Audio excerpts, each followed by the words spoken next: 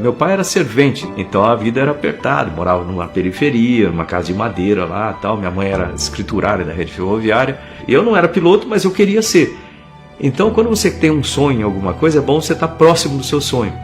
Aí o que eu fazia? Eu ia para lá no aeroclube, ficava junto com os pilotos, ajudava a empurrar avião, limpar planador, mas eu não tinha dinheiro para pagar os voos, que eram caros, né? Mas eu estava lá. E aí os pilotos lá falaram assim: bom, já que você não tem dinheiro para voar aqui, por que você não vai para a Força Aérea? Na Força Aérea você pode voar, pode ter uma carreira e tudo mais, ótimo.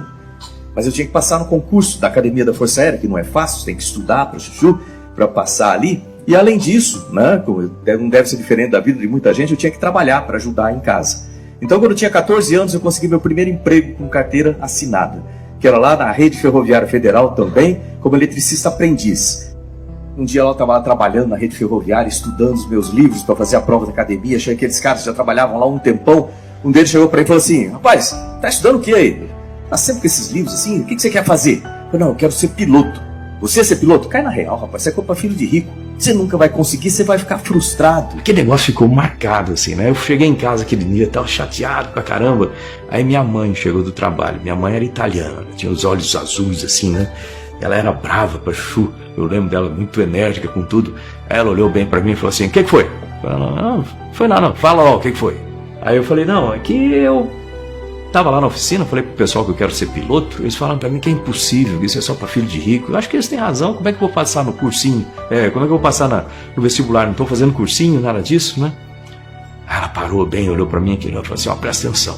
Eles têm a vida deles. Eles fazem o que eles quiserem com a vida deles. Você tem a sua vida.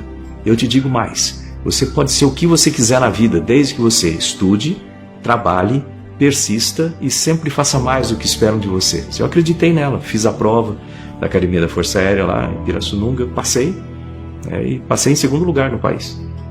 O que importa, na verdade, não é se você tem o melhor cursinho, se você fez, não importa se você quer realmente fazer a coisa e quanto você se dedica para aquilo. Fui ser piloto primeiro, aí fui para Natal, Rio Grande do Norte, para fazer curso de aviação de caça. Transferido para Santa Maria, no Rio Grande do Sul, já como piloto operacional. Lá eu fiz outros cursos. Tá reparando como estou falando curso um monte de vezes?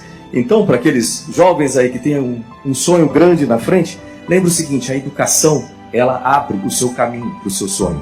Ninguém consegue chegar lá sem saber de alguma coisa. Você precisa ter qualificação.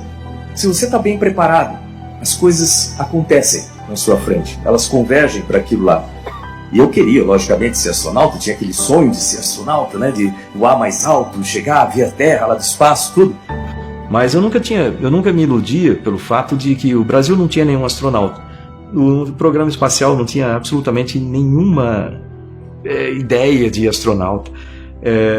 A única maneira seria se eu fosse americano, eu sou brasileiro. Então não tinha condições de fazer isso, mas mantinha lá na frente. Aí vem aquelas coisas, acabam se juntando. Aí eu fui para a Força Aérea Americana. Voltei ao Brasil, voei com a Rússia. Voltei, aí eu falei: pô, eu preciso agora incrementar a minha parte acadêmica de novo. Aí fui fazer um mestrado em que? Otimização de trajetórias orbitais, já para começar a alinhar mais os processos ali. Nessa época, aí que vem a coisa. O Brasil entrou no programa da Estação Espacial Internacional. De repente chega essa situação. Falei: agora eu posso, né? Aí eu me inscrevi, aí mandei a papelada toda lá, fiquei esperando. Aí eu entrei numa sala, tinha um senhor lá sentado, chefe de seleção. Aí ele olhou bem para mim e falou assim: Marcos, sim senhor. Pontes, sim senhor. Marcos Pontes, sim senhor. Você foi o escolhido, você foi o selecionado como astronauta para representar o Brasil no programa da Estação Espacial Internacional com outros 15 países. Você, se aceitar, pode ser o primeiro astronauta da história do país. Uma missão pelo país e para o país, levar a bandeira do Brasil pela primeira vez ao espaço, nas mãos de um brasileiro. E isso vai exigir sacrifícios da sua parte e da sua família. Você sabe que tem riscos envolvidos, não sabe? A gente não quer, mas talvez na tentativa de realizar essa missão você tenha um acidente e sacrifique a sua vida.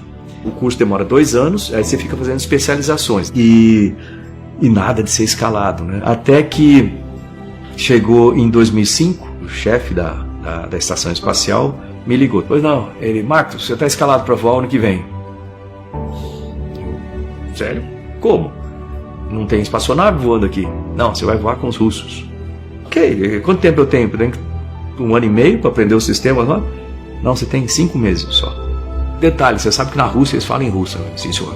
Pois é, você vai ter que aprender russo, porque o controle fala em russo, o checklist é em russo, o manual é em russo, o painel é em russo, as aulas são em russo, você vai ter que fazer prova em russo.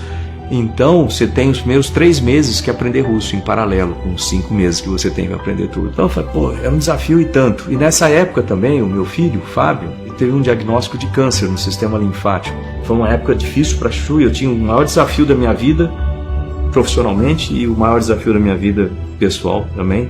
E você vai ter que enfrentar isso aí. Então, o meu filho mesmo falou assim, pô, você tem 200 milhões de pessoas esperando que você cumpra essa missão. Bem, eu sou um deles. Foi assim que eu fui lá para Zvyozny Garadok, Cidade das Estrelas, para fazer o treinamento. Ok, passa todos os testes, exames médicos, aquela coisa toda, aí pronto para voar. Aí a família foi para lá no último dia, e os russos, o jeitão deles, falaram assim, Marcos, sua família está aqui no quarto 232, você tem 30 minutos, meia hora, para dizer adeus para sua família. Eu lembro que eles entraram na sala, a enfermeira olhando no relógio, eu não sabia o que falar para eles. O que você falaria para os seus filhos se você tivesse 30 minutos para se despedir deles? Você não sabe o que falar, a gente não se prepara para esse tipo de coisa. Então, quando eles saíram do hospital assim, aquele momento foi o momento mais crítico para mim. Podia ser a última vez que eu estava vendo os 3, né? No dia seguinte eu estava sentado no topo do foguete lá, esperando para decolar. Começa a decolagem, assim, em 9 minutos você vai estar no espaço. Você vai sair do zero, vai chegar a 25 mil km por hora, vai sair do zero, chegar a 200 km de altitude. Eu tirei as luvas, ficaram flutuando assim na minha frente. Aquele é o momento que eu estava realizando o meu sonho. Assim, eu cheguei aqui e para mim era aquele momento ali. Aí eu olhei na janelinha, vi aquele planeta azul lindo assim. A primeira coisa que eu pensei quando eu cheguei ali, eu lembrei lá atrás, naquele dia que eu estava na oficina, falando com os meus amigos lá que eu queria ser piloto. Eles olharam para mim e falaram, pô, isso é impossível para você, isso é coisa para filho de rico, rapaz. Você está estudando para quê? Você vai ser inútil, você vai ficar frustrado. E depois, quando eu cheguei em casa, a dona Zuleika, aqueles olhos azuis dela, falou assim, olha, você pode ser o que você quiser na vida, desde que você estude, trabalhe, persista e sempre faça mais do que esperam de você. Infelizmente, ela não pôde ver aquilo com os olhos azuis dela, porque ela faleceu em 2002, o voo foi em 2006. Eu tenho certeza que de algum lugar ela pôde ver aquilo lá. E para mim, compartilhar com ela aquele momento foi importante, porque na vida você sofre tanto para realizar alguma coisa, quando a gente chega, a gente sempre lembra de tudo que aconteceu de errado, das pessoas que tentaram puxar o nosso tapete, eles aparecem de dúzias, né? E geralmente a gente esquece as pessoas que ajudaram a gente a chegar lá. Às vezes é uma mãe, um pai, muitas vezes vai ser um professor, uma professora, e é bom você compartilhar com eles aquele momentinho de felicidade, porque aquele momento vai ser para sempre.